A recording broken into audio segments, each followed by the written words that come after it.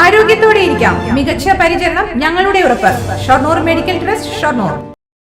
വായ്പക്കാരന്റെ വീട്ടിലെ ഉപകരണങ്ങൾ ജപ്തി ചെയ്യാതെ ജാമ്യക്കാരന്റെ വീട്ടിൽ കയറി ജപ്തി നടപടികൾ സ്വീകരിച്ച് അപമാനിച്ചതായി ഷൊർണൂർ നഗരസഭ മുൻ CPM കൗൺസിലറുടെ പരാതി.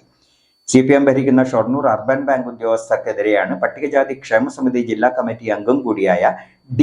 അജിത പരാതിയുമായി രംഗത്തെത്തിയിരിക്കുന്നത്.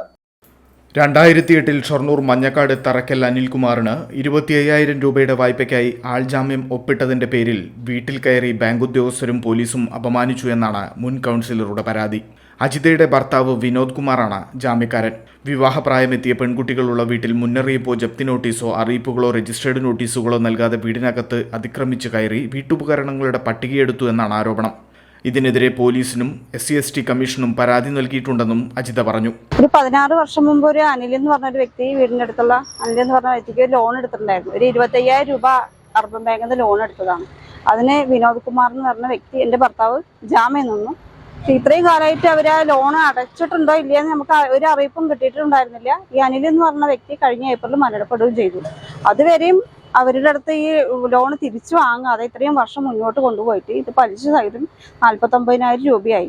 ഇപ്പോൾ ഒരു മുന്നറിയിപ്പും ഇല്ലാതെ ഈ ലോൺ എടുത്ത വ്യക്തിയുടെ വീട്ടിൽ ഇപ്പോൾ അവരുടെ ഭാര്യയും മക്കളൊക്കെ ഉണ്ട്. അവരുടെ വീട്ടിലൊന്നും പോകാതെയോ സംസാരിക്കാതെ ഞങ്ങളുടെ വീട്ടിൽ നേരിട്ട് വന്നിട്ട് വിനോദ് കുമാർ എന്ന് പറയുന്ന ഞങ്ങളുടെ വീട്ടിൽ വന്നിട്ട് കുറച്ച് പോലീസുകാരും അവരൊക്കെ കൂടി ബാങ്കുകാരെ കൂടി വന്നിട്ട് അതിക്രമിച്ച് കയറി വീടിൻ്റെ ഉള്ളിൽ വന്ന് അകത്ത് വന്ന് സാധനങ്ങളൊക്കെ എണ്ണി തിട്ടപ്പെടുത്തുക. കട്ടില്, അലമാറ, ഫ്രിഡ്ജ് അങ്ങനെയുള്ള സാധനങ്ങളൊക്കെ എണ്ണി തിട്ടപ്പെടുത്തി നിർബന്ധിച്ച് ചെറിയമ്മയെ കൊണ്ട് ഒപ്പിടിച്ചിട്ട് പോയി. അവര് വയസ്സായ ഒരു സ്ത്രീയാണ്. അവരെ കൊണ്ട് നിർബന്ധിച്ചാണ് ഇത് ഒപ്പിടില്ല എന്ന് പറഞ്ഞപ്പോൾ ഒപ്പിടണം എന്ന് പറഞ്ഞ് നിർബന്ധിച്ച് ഒപ്പിടിച്ച് പോവുകയാണ് ചെയ്തത്. കാരണം നമുക്ക് അത്രയും ഒരു മാനനഷ്ടത്തിന് ശരിക്കും അത് കേസ് കൊടുക്കേണ്ട ഒരു ഇതാണ്. നമുക്ക് ഇങ്ങനെ ഒരു സാഹചര്യം ഇതുവരെ ഉണ്ടായിട്ടില്ല. ഇല്ല, ഒന്നും കത്തൊന്നും കിട്ടിയിട്ടില്ല. അങ്ങനെ ഒരു സംഭവം നമുക്ക് മുന്നറിയിപ്പും ഇല്ല. ഇവര് ഇത്രയും വർഷമായില്ല, നമുക്ക് അതിനെ കുറിച്ച് അറിയില്ല. ഇവര് ലോൺ അടച്ചിട്ടുണ്ടോ ഇനി അടയ്ക്കാനുണ്ടോ എന്ന് നമുക്ക് അതിനെ കുറിച്ച് അറിയില്ലായിരുന്നു.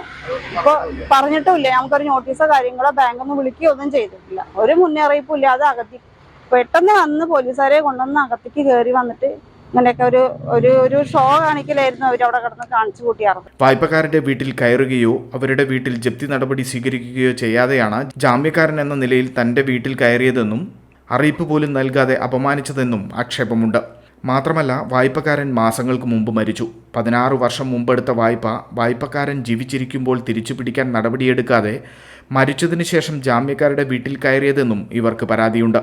അതേസമയം ബാങ്കിന് ഇക്കാര്യത്തിൽ പ്രത്യേകിച്ചൊന്നും ചെയ്യാനില്ലെന്നും കോടതി നടപടിയുടെ ഭാഗമായാണ് ഉദ്യോഗസ്ഥർ ജാമ്യക്കാരുടെ വീടുകളിൽ പോയതെന്നുമാണ് അർബൻ ബാങ്ക് ചെയർമാൻ സുരേന്ദ്രന്റെ നിലപാട്.